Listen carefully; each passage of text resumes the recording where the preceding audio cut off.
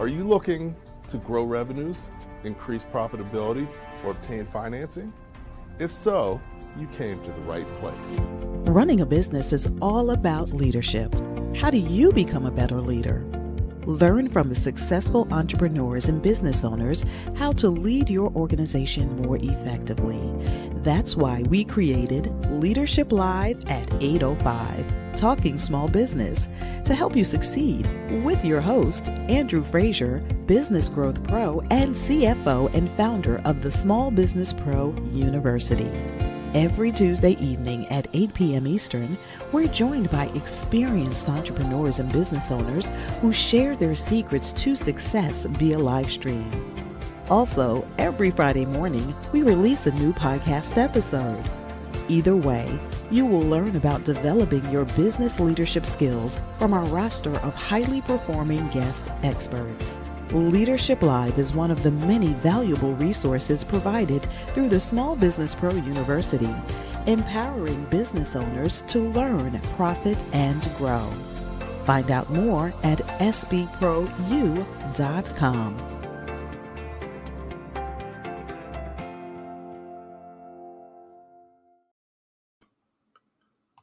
Good evening, everyone. Welcome back to Leadership Live at 8:05. I'm your host, Andrew Frazier. Excited to be hanging out with you once again on Tuesday evening. As you know, each week we have a great show.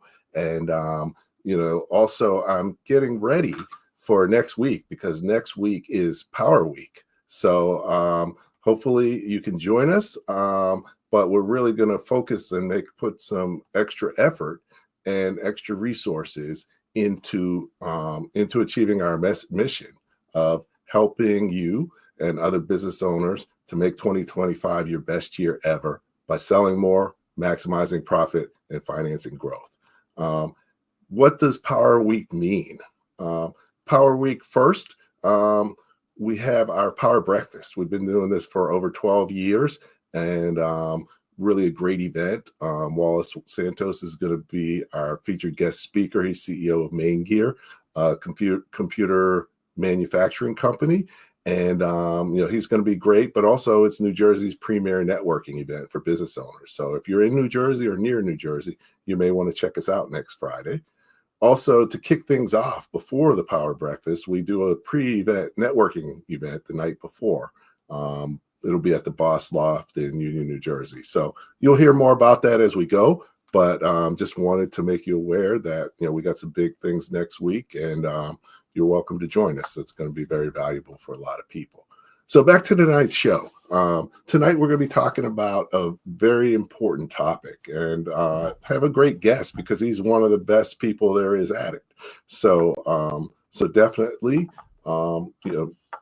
we're going to talk about our topic is how to finance your contracts.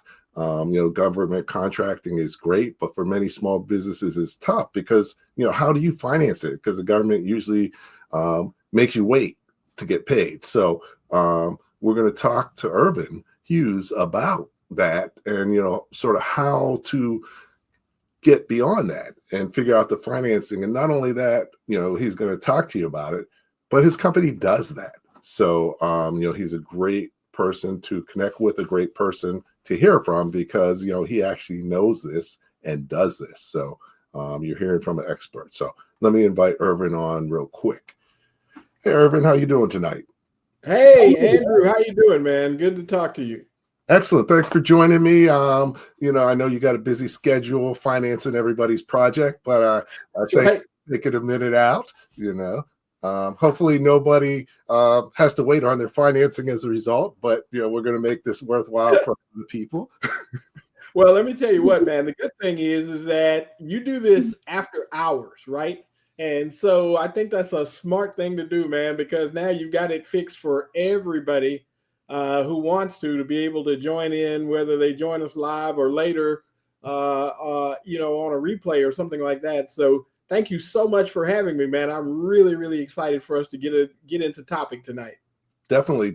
And that's a great point. We do have it in the evening and Tuesday evening. And, there's no way I would have been able to do that every single week for 4.5 years. So by doing it Tuesday evening, there's not a lot of events on Tuesday. Usually most of my meetings are done. If by some chance I got to have a meeting after, I'll have a meeting after, but usually pretty good on Tuesday. So no, and plus, guests tend to be available then because on the day they're busy people. So thanks again for joining us. It's a little later here than there because you're in Texas, right? Where are you at? Yeah, I'm actually in Houston, Texas, and yeah, you're right. It's not as late here as it is for you. We just switched over to this daylight savings time, whatever that means. And so that is really one of those kinds of things that has been amazing to watch all the adjustments that have to happen, frankly. And so, I was trying to straighten up my calendar earlier because everything had moved, and I'm just like, oh no, I didn't know it would do that, but I guess apparently it will.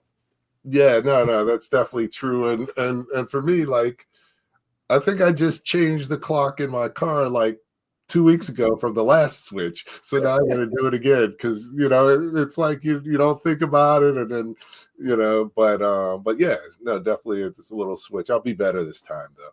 So yeah, I see that too. Hopefully. So yeah. But yeah, let's get into the show. First before we get started, like we know each other, but people don't know you. So why don't we take a minute? That's true. Man. So listen. So for folks who don't know, Andrew and I go back a minute, and I'm really happy for he and I to connect and really help facilitate growth for small businesses. Little backstory on myself: I'm a former commercial banker.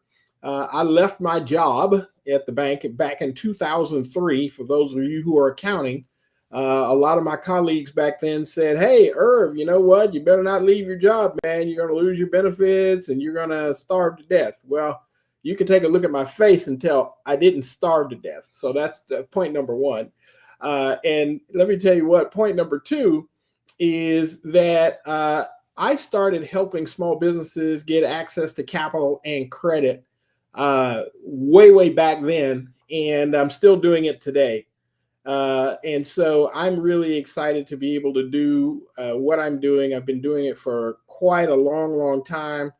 And here now, being president of American Credit Assurance, we literally now have our own portfolio. We have our own PO finance and working capital company specifically designed to be able to help small businesses get access to capital and credit. And so I'm really always excited to be able to talk and educate small business owners about how this stuff really works. Because my experience has told me that there are people who have some reasonably strange ideas about how money and credit works, and especially as it pertains to commercial finance. And so I'm happy to take a deep dive into that. Excellent.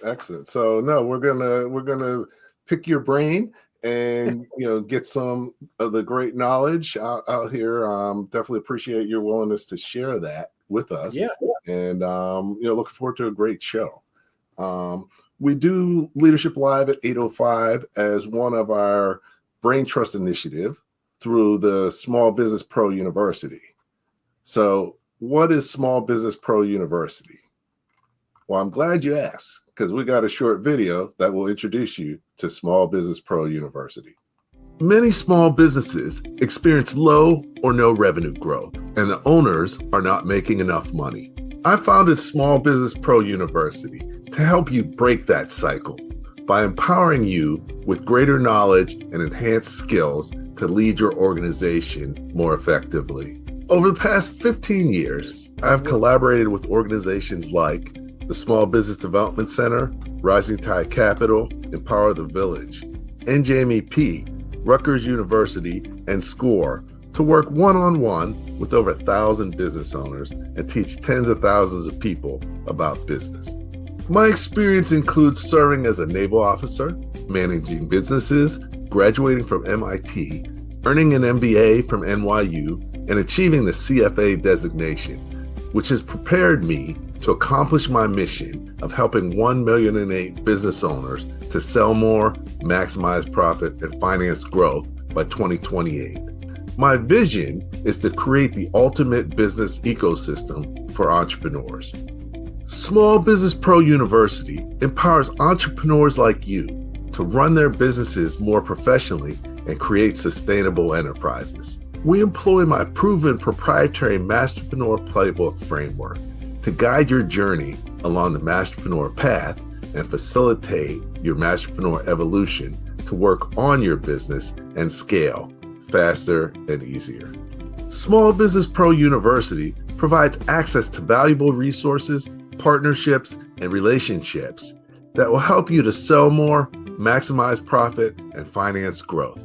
Our Masterpreneur initiatives include the Small Business Pro Network, 100+ expert-led multimedia courses, intensive training workshops, Spanish language training, Leadership Live at 8:05 live stream and podcast, in-person Power Breakfast events, and advisory coaching, consulting, and training services.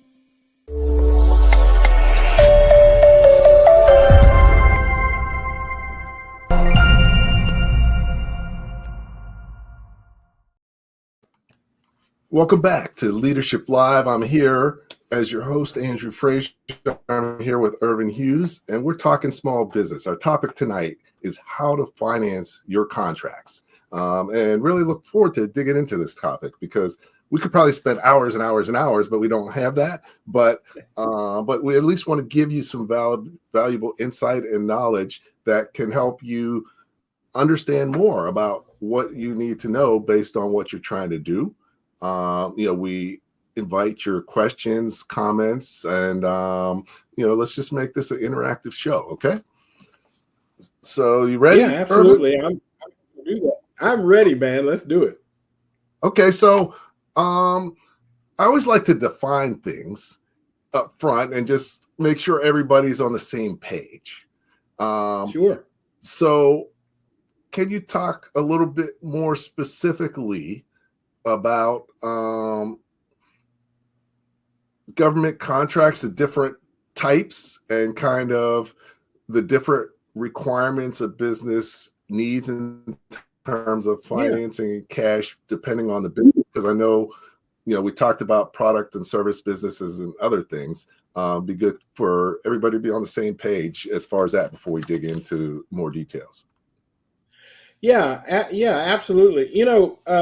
I think the biggest thing that I see is that government contracting is a great income and profit building vehicle. And primarily what happens is because of that, of course, it attracts a lot of people to want to get into the supply chain and in the supply chain business. And that's one of the things that I think escapes a lot of people because they can come to different government events. They can come to events in their local area or in their city or county or state. But I think part of the challenge for a lot of people is when they start in government contracting, there's some things that have to be addressed because your model has to change to fit the environment that you're going to have to operate in. And so whether your company sells products, whether you sell services, or maybe you're in the construction business where it's kind of a hybrid model where you're doing a little bit of both products and services, no matter what category your business model falls in, it's really, really important to make sure that you're very, very comfortable being able to finance your contracts. Listen, one of the things that I want to convey to people about government contracting, and this is when I say government, let me be clear about that because Andrew, you like to define things. So I want to define what I mean when I say government. When I say government, guys, I'm talking about federal, state, and local. I'm talking about all the levels of government. So when you talk about government, and when I say government, for the benefit of people listening, we're talking about federal, agencies, state agencies, counties and city departments. We're talking about public transit authorities. We're talking about independent school districts. We're talking about colleges and universities. And if you happen to be in a coastal area, we're even talking about port authorities. So we're literally talking about 7 different levels, if you will, of government. Now, some people would say, well, you don't really count colleges and universities as government. Well, let me just tell you, a lot of colleges and universities are supported in some way by state or federal government, sometimes both. And so having said that, those opportunities exist.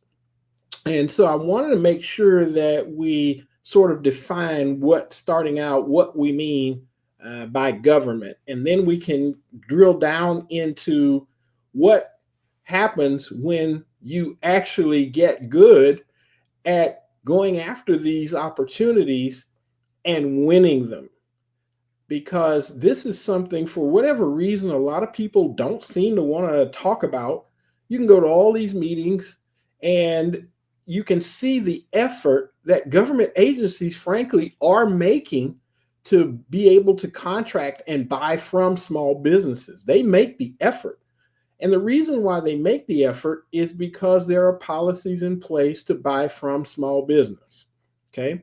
Now, there's a lot of talk going on right now about all the changes that are happening in the marketplace right now, especially in the government marketplace. But the truth is, still, small business spending is going on, and it's going to continue to go on. All right. And especially with regard to the supply chain. You may have heard already that there's all kinds of saber rattling going on within the government space about giant cuts happening. And I get calls all the time now from people worried about, well, I'm a consultant or I offer this particular type of service. And let me just tell you, yes, government agencies at all levels now, the dominoes have been kicked. Okay. And so now government agencies at all levels are going to take a hard look at where spending is going, and especially looking at the service side. But this is exactly why we set up our model to educate small business owners about how to position themselves so that they are now offering both services and products. And I think for a lot of people, I know that most government contractors, to your point, Andrew, are service-oriented companies. They're consultants, or they're engineers, or they're IT consultants, or they're technicians or painters or whatever they might be. And the point is, government agencies across the board are going to be looking at how to trim that spending. Now, having said that, there's only, and I want hopefully your listeners to pick up on this, there's only 13% of government contractors who actually sell commercial products. And so part of, what I've been doing is trying to help educate folks about getting into this government contracting space, because it's very lucrative. It is. And it still is, no matter what the changes are. Government agencies are going to continue to buy commercial products. And that is because government agencies do not make anything. They buy everything. They don't make anything. Okay. And this is also why it's important for government contractors, whether you're brand new or whether you've been in government contracting for 20 years, it doesn't matter. I'm encouraging everybody to take a look at your current model and take a look at it and see, are you able to play on both sides of the equation as it pertains to government contracting? In other words, are you only going to be a service company, or can you offer 1, 2, 10, or 1,000 different related products that you can offer into the supply chain? And so this is where financing gets to be really, really important, because government contracting, guys, is very, very credit driven. And guess what? You better be able to build some credit, because government agencies, to Andrew's point, do not typically pay up front. So that means that you either, per the FAR regulations, I won't drill down into a bunch of regulations, but I will tell you there is such a thing as financial capability. Financial capability. And guess what? Contracting officers can absolutely have a form that they can fill out to make a determination of what your financial capability is prior to a final award being issued to you. And a lot of contractors get caught in this because most of the time contractors think that, oh, well, I'm going to go get a contract and then I'm going to figure out how I'm going to pay for it. And so here's the problem. If you get good and you do win a contract that's larger than your bank account, now you can't support it. And now you run the risk of not being able to perform. And that's why I do what I do, is to make sure that we can minimize or eliminate that up front. Excellent. Excellent. So very excellent explanation, because I think it's so important to set the groundwork. You know, many, even for me, I didn't do government contracting for a while because I wasn't ready. And a lot of business owners don't realize what it takes to be ready. So as a result, they don't have much success. That's right. So it's important to just understand the playing field. And I think you explained it really well. And, you know, you have to put your stuff into place, and they're not going to hire you if they don't think you can handle it financially. So, and what your company does is you understand what companies have to have, and you actually, I think you have like a one of a kind type of financing situation. So we're going to get to that, but definitely, you know, it's not easy to finance government contracts because, you know, most businesses aren't ready. They don't have the capacity to finance it. And then, you know, they don't know how or who to go to. So, you know, that's a lot of stuff. Yeah, it is. And, you know, and being a former banker myself, I think that for a lot of government contractors or people who are operating in the space, oftentimes they are not really clear. Some people literally think that if I go win $1 million contract, that I can just go to the bank and get financing. And that's a real fly in the ointment for a lot of people, Andrew, because the truth is banks do not finance contracts. Well, they do after you've delivered your products and services. Well, that's correct, but so that's exactly the point. Is that's usually part of the problem. It's not the entire problem, and so, you know, that's part of why the education work that you do is so critical to the success of small businesses who want to play in this space. And the bottom line is, folks have to get educated about how this works and get past a lot of the ideas that they have. And listen, it's not necessarily, in my view, everybody's fault.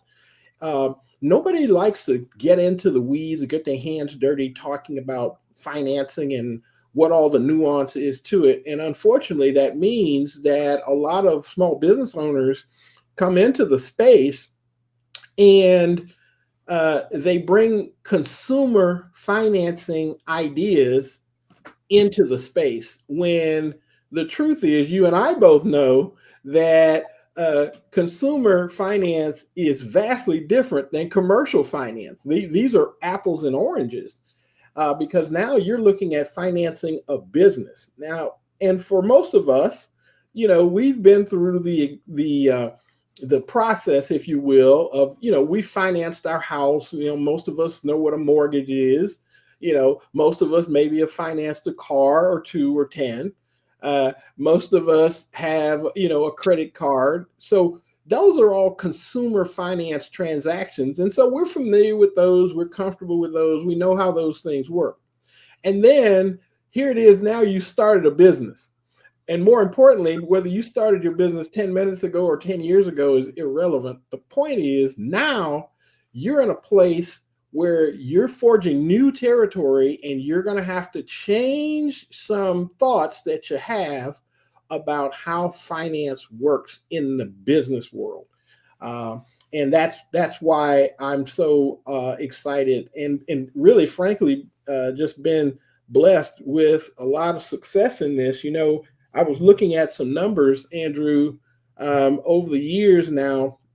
You know, we funded a little over $100 million in financing for small businesses. And I was humbled by that and a little bit amazed going back and looking at some of the work that we've done over the years.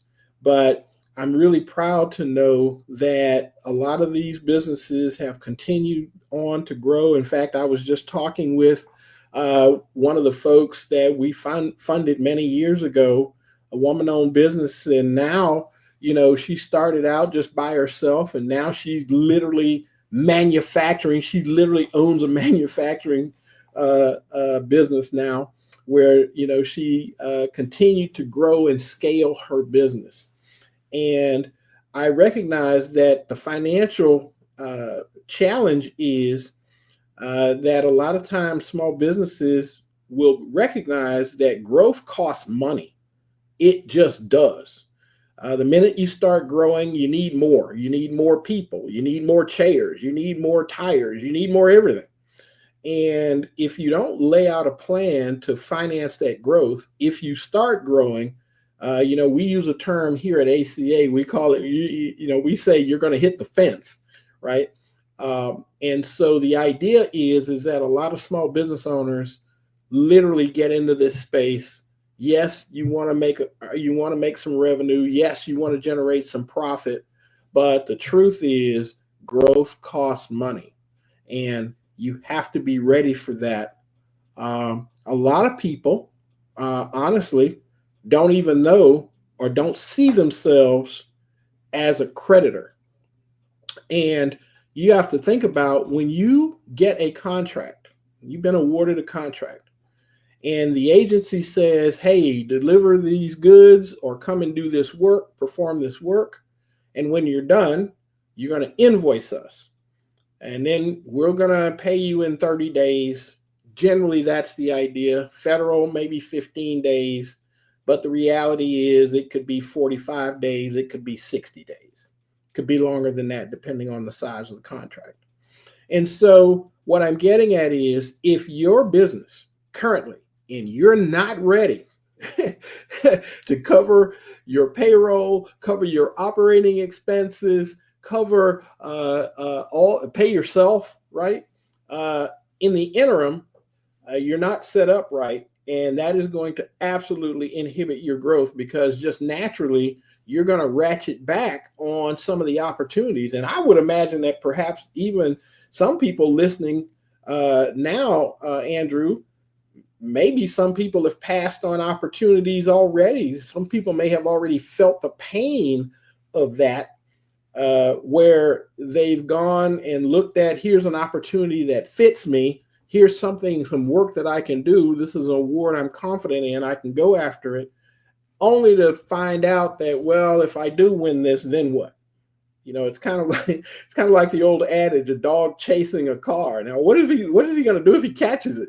You know, and so a lot of times people will literally inhibit their own growth simply because they won't take the time to get educated about how this financing works, and more importantly, to get it done. And that's the big thing that I think I want to convey for your listeners here tonight. Excellent. No, I think that's so important. You said so many important things there, but you know, one of the most important things, and I talk to a lot of people about and help people with, is you said growth costs money, and if you don't prepare for it, then you're going to be behind the eight ball and that's how people end up with the predatory loans where they're paying 30, 50, and 100% interest. That's right. So definitely that. And, I think that, growth costs money and you got to prepare. But not only that, it's just as easy to go out of business by growing as to go out of business by not selling enough. So a lot of businesses blow up. So it's important to understand if you want to have a successful, sustainable business, you have to plan and you have to prepare for this stuff. So no, definitely. And I just want to let everybody know in the chat, Ervin has like 2 LinkedIn profiles, but one is actually useful and the other is like a legacy straggler. So this is his correct LinkedIn profile. I've also got Ervin's website in the chat. So if you want to learn more about his financing, his company, and what they do, that's here as well. So just wanted to point out that, the correct one. So, we're almost, actually we're a little more than halfway through the show and there's so much more to talk about. But before we do that, just want to take a break to share a little bit more about Power Week. Our goal in Small Business Pro University is really to help you make 2025 your best year ever. What we do for entrepreneurs and business owners, help them sell more, maximize profit, and finance growth. I talked a little bit about our upcoming Power Breakfast and Power Conference. So I've got a couple short videos to just give you an understanding of what that is going to look like, and hopefully maybe you can join us.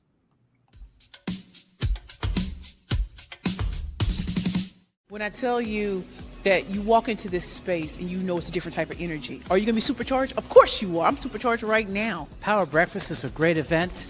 It certainly helped me in my business. I've met a lot of referral partners, a lot of clients. Everyone has an opportunity to connect with small and medium-sized businesses all over New Jersey and really get the most and understand the resources that are out there and available to them. Hi, I'm Andrew Frazier, masterpreneur and founder of Small Business Pro University. For more than 10 years, our Power Breakfast events have directly resulted in tens of millions of dollars in both revenue and financing for attendees. Join me at the Power Breakfast in the clubhouse at Galloping Hill Golf Course in Kenilworth, New Jersey on Friday, March 21st to learn best practices, enjoy great networking, and gain useful knowledge. We will supercharge your day. Today's Power Breakfast was not only inspirational, but I walked away with some tangible skills and techniques that I can put into action in my business when I go home today. This Power Breakfast theme is work on your business and scale. You don't want to miss our featured guest speaker, Wallace Santos, CEO of Main Gear. I'm Wallace, CEO and founder for Main Gear Computers. We manufacture gaming PCs and we sell them online, so maingear.com. Today we're considered basically the Ferrari of gaming PCs. Think of really beautiful bespoke computers that are designed for performance and entertainment. That's what we do. I look forward to seeing you at the Power Breakfast in the clubhouse at Galloping Hill Golf Course in Kenilworth, New Jersey on Friday, March 21st. To learn more and register, visit www.sbprou.com/power-breakfast. Take advantage of early bird pricing by registering today at www.sbprou.com/power-breakfast.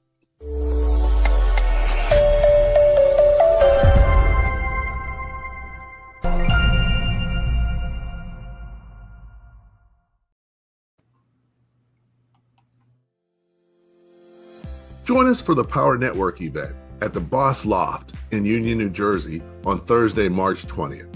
Meet with like-minded entrepreneurs in a relaxed environment to chat, connect, and collaborate. I'm Andrew Frazier.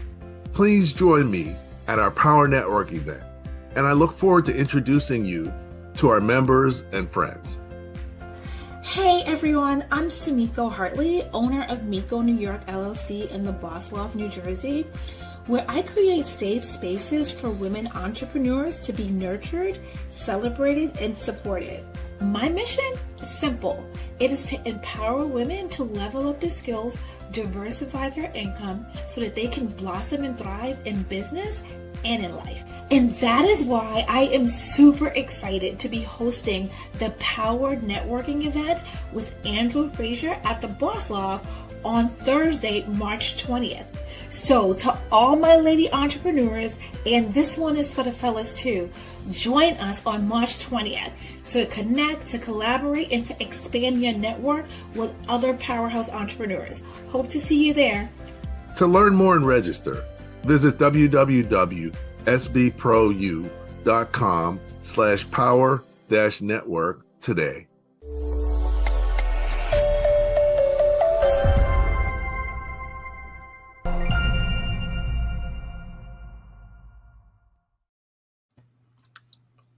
All right, welcome back.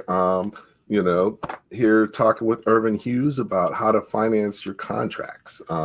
Definitely, you've already shared a lot of great knowledge that people will be able to take away. One thing you talked about and we talk about is there's a lot of people trying to help you or tell you how to get government contracts, but many of them sometimes do more hurt than help. So it's important to talk to the right people, and that's really what Small Business Pro University is about. Trusted resources that know what they're doing because it's what they do, hands-on. So Ervin, you talked about the different types of contracts. All contracts can't be financed. And there's certain ones that can, and there's certain reasons why they can. Talk about, the ones that can be financed for small business and sort of the type of financing, what that type of financing might look like and what type of organization you'd need to go to get it. Yeah, absolutely. I think you asked a really great compound question there, but I guess that's why you're a great interviewer, right?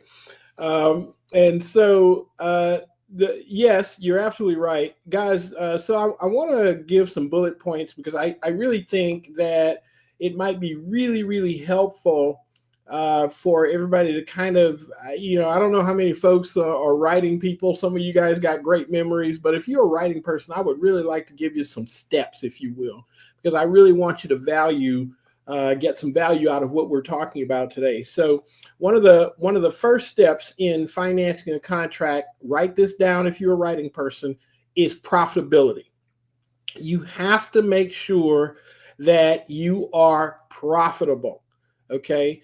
When you're going after any type of contract at any level, it's really, really important that you are profitable. And the only way to be profitable is you have to control your costs. This is completely within your control to do. And what that means is that now if you're selling products, that means that you have to get a relationship with your suppliers. It's about your suppliers and you. And the way you control costs, this is the stuff I want you guys to know, is that point number one, profitability. Then how do you maintain and protect your profitability? You maintain and protect your profitability by controlling costs, and you control costs with volume. This is why government contracting works, is because you get higher volumes. You're not selling one or two of anything.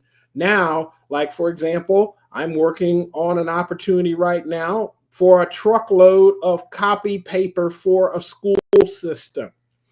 I'm not selling one box of copy paper. I'm selling a truckload of copy paper. The pricing for your suppliers is significantly different when you're selling a truckload of product versus a box of product. And secondly, what you have to do is you have to also, point number two, you have to make sure that you have a pricing strategy that helps you control costs. Controlling costs now, that's for products. For those of you who sell services, and I would suspect most of you guys are service contractors of some type, the next thing you're going to need to do is you're going to need to be able to control your labor costs. That means that you have to benchmark your labor costs against something. And that's I'm sorry for the new spelling word, guys, but benchmarking is where you go and literally compare what government agencies have paid in the past so that you're not bidding blind. So this gets into a whole different realm here, but I wanted to make sure that you have a bullet point about understanding profitability. Profitability is about controlling costs. So that's point number one in financing your contracts. You got to make sure you've built in enough profit. Now, how much profit are we talking about? Some people argue with me, as I do this all around the country, that, well, you really have to have a minimum gross profit on a contract of 20%, minimum. And I will just tell you that if I'm advising you, I'm going to just tell you that if you can't see your way clear, where you can clear a gross 20% or more, and I don't care, some people say, well, I'm in the construction industry and my industry benchmark says if I make 5% on $1 million contract, I'm okay. Well, you know what? You probably can if you can finance it yourself. But if you can't finance it yourself, that means that now you have to have enough profit to cover your cost of capital, because that's a brand new expense that would not ordinarily be there if you were funding it yourself. Okay. So I just want to point that out, that you have to have enough profit to be able to cover your cost of capital, and a good benchmark for your cost of capital can be anywhere from 3 to 5%.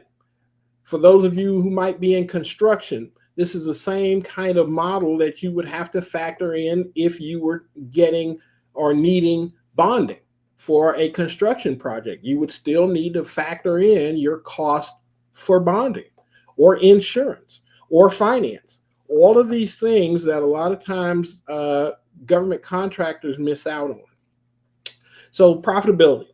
Next point is your partners. I mentioned that earlier. Your supplier partners. Now, this doesn't have anything to do with whether or not you sell products or services or construction, because even if you sell services, you're probably using some type of equipment to do your job. I don't care if your equipment happens to be computers or ink pens or markers, or you need backhoes and shovels. Whatever it is, you still have to have materials or supplies or inventory or some type of equipment. Well, now this is where your suppliers get to be really, really important to you. And so to get the kind of financing that you need, business credit is one of the best kept secrets in America. Okay. And when I say business credit, let me be clear. I am not talking about Visa and MasterCard. I'm talking about net 30-day terms. Let me tell you why that's important, guys. Is because when you have a government contract, you are extending credit, whether you are a prime contractor to a government agency or whether you are a subcontractor to a prime contractor. In other words, you're working as a sub to do something. You are extending credit. That is a credit transaction. And the minute, and let me tell you how you know, is that you're in a credit transaction the minute you're going to do work and then invoice somebody. That tells you that it's a credit transaction. Now watch this. If you are in fact extending net 30-day terms or net 60-day terms to somebody, that means then that you are, your business, you are a creditor. Having said that, do you check your company, your customer's credit? Yes or no? For most people, the answer to that is no. You don't check credit because you're excited about getting a contract that you are going to have to finance. and then you're going to have to invoice, and then you're going to have to hope you get paid in time for you to cover your operating expenses. This is why business credit is so important. If you don't understand how to build and manage business credit, the problem with business credit is most people don't even apply with their suppliers to get business credit. The next thing is, even if you're a small business, a lot of people don't recognize the power of business credit is that now, if you're, and you can take this home, this is another bullet point, guys. If you're selling on credit, meaning you're invoicing customers, then that means you have to cover your expenses on credit. What happens is, to most contractors, and we've talked about this before, Andrew, is that most entrepreneurs who get into this space don't understand that it's very credit driven, highly credit intensive, and then they don't recognize that you're selling on credit. That's net 30 terms generally, okay? And so what they do is now they sell their products and services on credit and then buy on cash. Well, bad news, if that's the way you've been doing it, that's going to inhibit your growth, because now you're going to have to limit what growth you could have had, because you have no way to finance that growth. And so point number one, when you start your business, I don't care if you're a brand new startup or if you've been in business 20 years, you have to build and manage your company's credit. This is credit that operates separate and apart from you personally, because that's usually what happens with most people who don't build business credit. Now you're using personal credit to try to float your company along. And guess what? At some point, if you're successful, now this only happens for those of you who are successful. If you're successful, your company will eventually outgrow your ability to continue to float it personally. And this is what causes a lot of entrepreneurs' credit scores to plummet, personal credit scores to plummet, because they've been floating business expenses with personal credit. This is why you have to start working on building your company's credit immediately. I don't care if you're a startup, you start building business credit. Some people say, well, it's just me and I just do a service and I don't really need business credit. Well, the truth is, I got a great example. One of our clients has a cleanup business and said they didn't need business credit. The problem is they have to drive to the sites where they do the cleaning. And they said, well, we don't need it because we get paid the day we finish the work. Yes, but you had to pay for gasoline to get there, and you weren't paid then, right? And so what I'm getting at is, it's these kinds of mindsets that cause people to get into trouble. So business credit. The second part is you have to have a working capital line, something based on the contract, where the contract accounts receivable, yes, write that down, accounts receivable is your friend. If you're a government contractor, the contract allows you to leverage the asset, the future asset that you're going to get as a result of performing your work under the contract. So most people, as Andrew and I were talking about, banks can't fund on an asset that you don't have yet. Okay, nobody can, right? But this is why it's important for you to be able to cover your costs up front with business credit. And then secondly, be able to quickly convert your accounts receivable assets to cash if and when you need to. And you have to remember that these two things, these two functions are separate and apart from each other. Business credit is business credit, and working capital is working capital. And what we do is we do something a bit different, where we've created a hybrid where we've put those two concepts together, and that's how we finance contracts. So business credit together with a receivable-based credit line. Now, what's nice about that, everybody gets all up in the air about, well, what's the interest rate and so on. So the minute you say about interest rate, I want you guys to make sure you put that out of your mind, because the interest rate is not important. The rate itself is not important. What is important is what is the true cost of the capital in dollars. Because if you don't know what an interest rate is, and listen, there's something called an effective rate, and that's very different than the interest rate, because most people have been trained, if you will. Believe me, I was a banker. Okay, you've been trained to ask about an interest rate instead of the true cost of the capital. When you're in business, you have to know what the money actually costs in dollars, because that's the world we live in. When you're in business, it's about profitability. So you have to make sure that there is enough profit in your contracts to cover your cost of capital in dollars, in real money. Okay.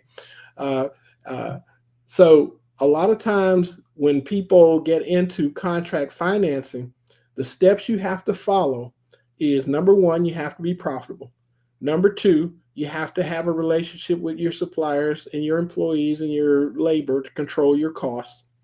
Number three, you have to have a way to immediately convert your accounts receivable or your invoices to cash. Now, some people say, well, isn't that factoring and that's terrible, and the interest rate's 1,000% and all that. No, it's not an interest rate. If you understood how much amortization really costs, you would never, ever ask such a question. But nonetheless, it's really important for you to understand a couple of things about contract financing. Number one, it does not create a debt. That is what weighs companies down, is debt. Okay? So contract financing, receivable financing does not create a debt. You're simply converting an asset to cash. Number two, there's no fixed monthly payments, right? You use it when you need to, and you pay a fee when you do, and you don't pay anything when you don't. That's the point. The next thing, point number three, is you don't have to have great personal credit to get it. That's the big part about this. And neither do you need to have great personal credit to build business credit for your company, because you need to start working on making sure that it's a process, guys. And so it takes a few months to build a good, strong business credit report. And so for most of our companies, we try to help you build business credit. We help you. It takes anywhere from 6 to 12 months. Some people go faster, some people go slower. It really depends on how well you're able to go out and compete for contracts. If you're good at it, you can go faster. If you're not so good, you need to be trained to get better, then it goes a bit slower. But nonetheless, that is how you go about financing a contract. Those are the points. Those are the dirty little secrets nobody wants to tell you about, okay, is you can use the contract as your security for your financing without creating the debt. And yes, it is fee-based, but it is not interest-based. Why? Because it is not a loan. Contract financing is not a loan. And this is why banks do not do that, is because loans are the absolute cash cow for banks. Now, you're hearing that from a former commercial banker, okay? That is a cash cow. That is why you can see some people say, well, banks' money is a lot cheaper. I want to address that.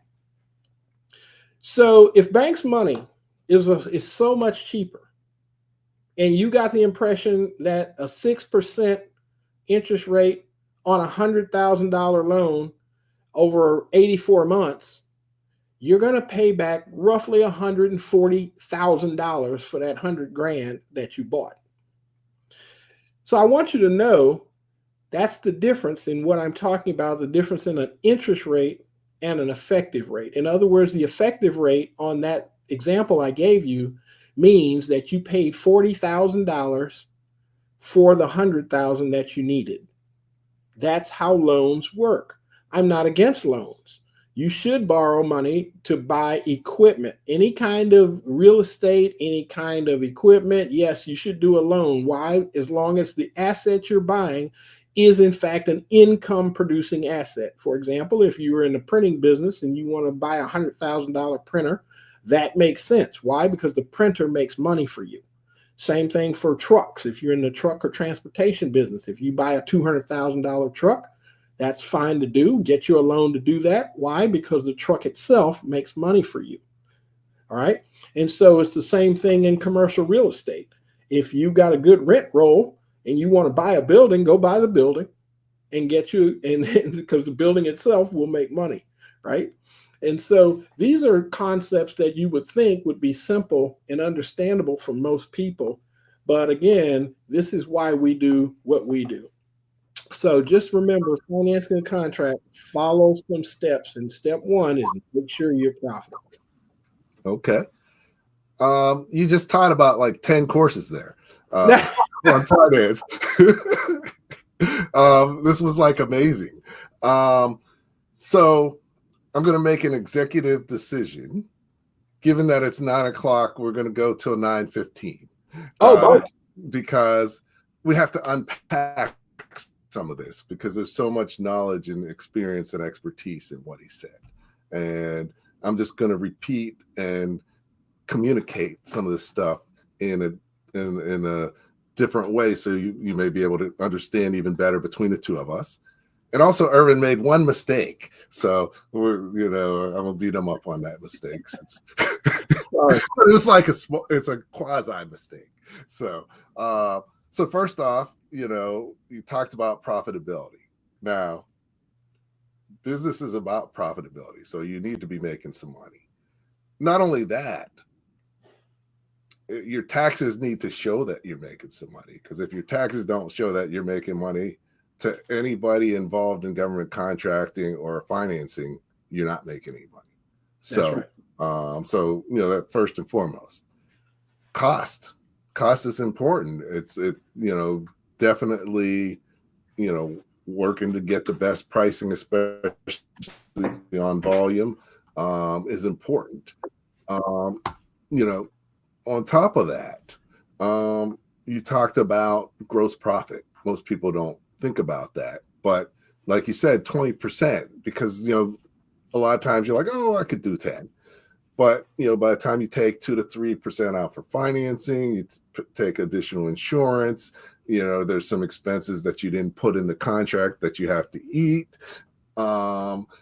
It's really easy to lose money if you're not careful. And it just in general, it's usually not a good idea for small businesses to be the low-cost provider.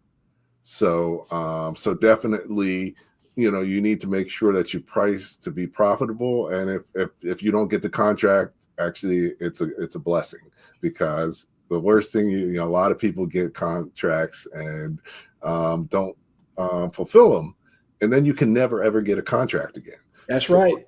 So you got to do it right. That's important. Then you talked about, how long it takes for people to pay you back, and, 30, 60, 90, I've heard even up to 6 months. Actually with one of my clients, something unexpected happened with their payroll and paying system. It took 6 months. So now, can you sustain your business if you don't get paid for something for 6 months? And especially if it's a government contract, that's probably a big piece of your business. So definitely, that's something that you wanted to, you got to make sure. But not only that, you've got the time from when you invoice them, but you can't invoice them till you deliver the product and service. So you got to look at what's the time from your costs to actually delivering a product or service, because that adds on to that. Your cash needs are going to be much greater than you thought they were going to be. So you got to look at your cash cycle as well. You talked about, with your cash cycle, how do you finance that? And, definitely we had one users say accounts receivable is your friend, but you know something? Accounts payable is a better friend, because you talked about that you that you can, if you get credit from your supplier. Now you were saying that was business financing, but I just want to say that we really need to call it trade credit, because That's right. I agree. Business finance, people are going to think it's something different than it really is. So Right. we're talking trade credit, where your supplier gives you an accounts payable, and and they have an accounts receivable. So accounts receivable basically is you're giving an interest-free loan to your customers. So that's what it is, because you deliver the products or services, you charge one price, and it doesn't cost any more. And then accounts payable is your supplier is giving you an interest-free loan. So if you have, then you can sort of balance out the cash and your working capital. So that's important. So there's really initially two ways you can finance it. You can do trade credit, which is helpful, but still is not going to be enough, because they're financing you on cost, but your invoice is on full price for what you're billing. And then you've got, and plus, they might give you 30 days, but if your supplier doesn't pay you for 60 or 90 days, you still got to handle that by yourself. And then the other type of credit, you can do lines of credit, like you had mentioned. And there was one other one. Let me see my notes. Okay. Yeah, I think that was the other one. That's the main other way that you're going to finance things starting out. I am totally humbled that Andrew Frazier literally said he took a note on something I'm saying. I got a whole page because I got to keep track of it. You said about like 50 things. And so definitely that's important. You can also finance your receivables. But you have to deliver the product first. And but I also love that you talked about cost of capital, because most people don't understand that. Actually, the third chapter in my book is called "What is Your Greatest Fear as a Business Owner?" And most business owners, their greatest fear is numbers and analysis. And if you don't do your numbers and you don't have analysis of your business, you're going to be in terrible trouble, especially if you're contracting, because little mistakes can be huge. So that's important. And the cost of capital is important, because you may shop rates, but the rate is only part of it. You got to look at your terms. You got to look at your fees. The reason some people end up paying over 100% is because by the time you add the rate and the fees, and it's for a short period of time, so that multiplies the rate, that multiplies the rate of the fees that you're charged. That it can sneak up on you, especially if you don't know the numbers. So I think that's another huge. Just each of these is a topic in itself. Each of these is a course in itself. So, you may not get all of this now, but at least you need to know this stuff. And some of the pitfalls. Let's see what else. I think that's everything that did I miss anything, Ervin?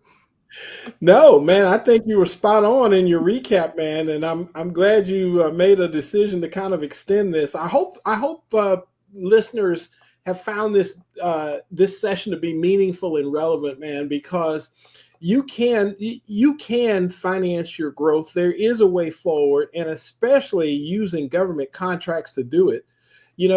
Andrew mentioned about getting accounts payable is your friend as well, and that is spot on. And when we were talking about building trade credit, yes, I'm going to use that.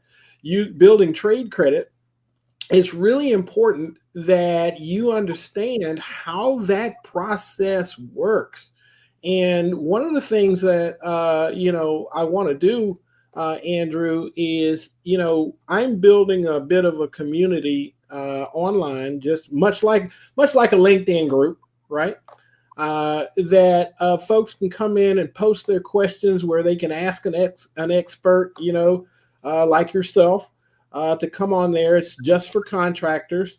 It's our own platform. And so I want to know if it's okay to put that in the chat for some who might want to join that. It doesn't cost anything. It's just a community. It's just like any other interest group.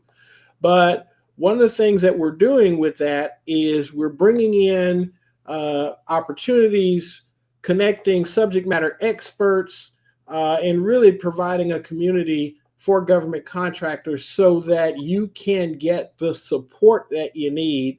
Listen, folks who can get access to the Andrews of the world just to ask a question, that shouldn't be costing anything. And not only that, but the questions you ask could benefit a lot of other people who may have that same question, right?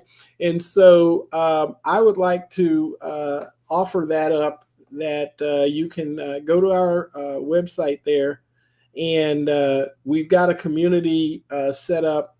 It's called BuyPack, and it's BUYPAQ.com. And so you can go to portal. That's where you join the group. It's portal.buypack.com. And I don't know if we can drop that in the chat. I don't see the chat on my side. Okay. Say that again. It's portal.buypack.com. BUYPAC? It's BUYPAQ. Okay, PAQ. Yeah. Portal.buypack.com. Okay. You can join that, and that way you can post your questions directly to me or somebody in the group. You can make it a private message, in other words. And I'm happy to answer your questions because I really want for folks who might be listening to this to go after the spending that is going on, that's out there in the marketplace. Do you know, Andrew, in the state of Texas in 2024, the reports came out in just Texas, because I'm in Texas, okay? Small businesses left $1.5 billion in spending on the table. In other words, there was just not enough small businesses to buy from. And what people have to understand is when you don't participate on both sides, goods and services, the problem is that you now limit the opportunities for you to not only stabilize your company's revenue, in my view, but more importantly, you've limited opportunities. And so I just want to encourage everybody, take a look, join our community, and take a look at what opportunities there might be out there for you to add, some type of commercial product to your existing service model. Okay, excellent. So this is. Oh, it's a PAQ. Oh, all right. Let's go back. Portal.buypaq.com. Okay. Okay. PAQ.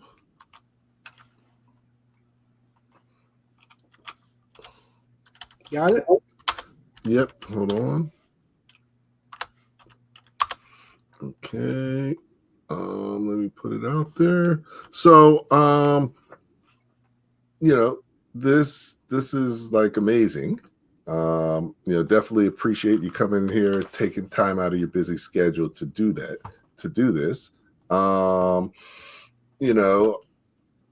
I'm going to make an offer because I think that we usually only have guests once.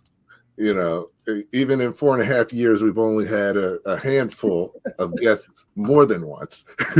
So I will invite you back because I think there's so much that we can discuss that will be so beneficial for business owners. And like you said, basic information should not be like an arm and a leg.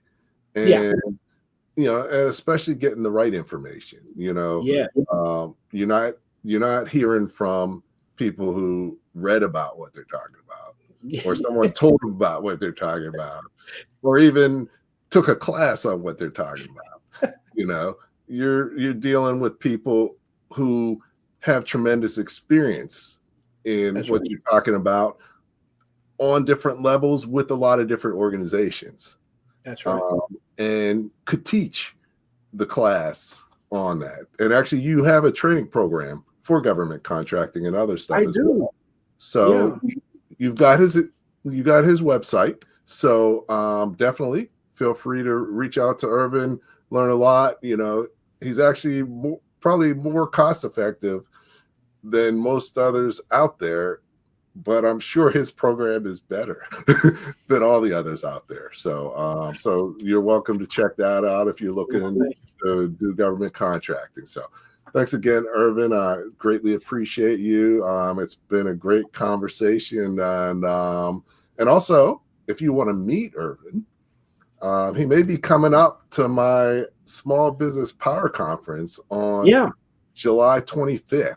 So, you could put that on your calendar now, even if you're not from the area. Just have a vacation in New York and come to the conference. So you get a 2-for-1. So so definitely I'll put that out there as well. And Ervin, I usually ask people to give 3 key takeaways from what we talked about, but you gave about like 15. But if you can, just share 3 things that people should be thinking about, so they can digest it, because most people can't remember more than 3 things. So thank you so much. First of all, Andrew, for having me. And guys, 3 takeaways from this. Number 1, build business credit. You have to have it. You have to build it. It has to be built. It's a process. Point number 2, make sure that you are going after opportunities on both sides, those both goods and services. For example, if you're a janitorial service, why aren't you selling janitorial supplies? If you're in the construction business, why aren't you selling construction materials, and so on? So something related to your industry. And point number 3 is make sure that you are profitable when you're going after contract opportunities. Make sure you're profitable. And to do that, you have to have a pricing strategy. And maybe Andrew will come back and kind of talk about building in competitive bid pricing strategies. We have a whole strategy course literally on that. But it's those are the 3 takeaways I want to leave everybody with. Excellent. So definitely, no, this has been great. So you've got Ervin's LinkedIn profile, so you can check, can connect with him. You've got his website, so you can learn more about what he's doing. You've got also a link to the LinkedIn group on government contracting. So there's no excuse for not knowing what you need to know about government contracting, because it's available to you. So definitely that's key. I also put the Small Business Pro Power Conference in there in the link. So that's for July 25th.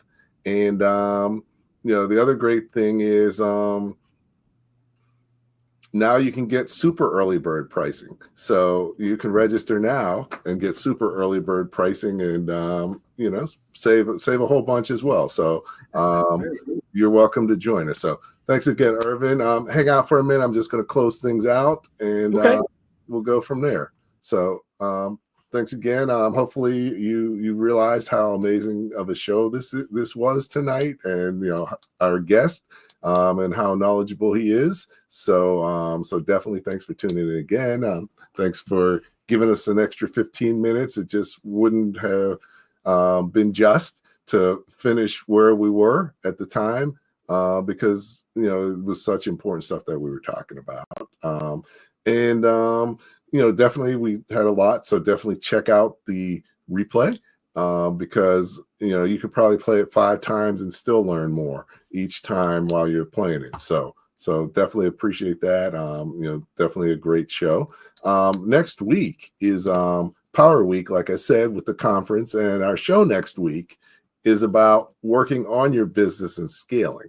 That constitutes all 3 things: selling more, maximizing profit, and financing growth. So our guest will be Gene Bohinski.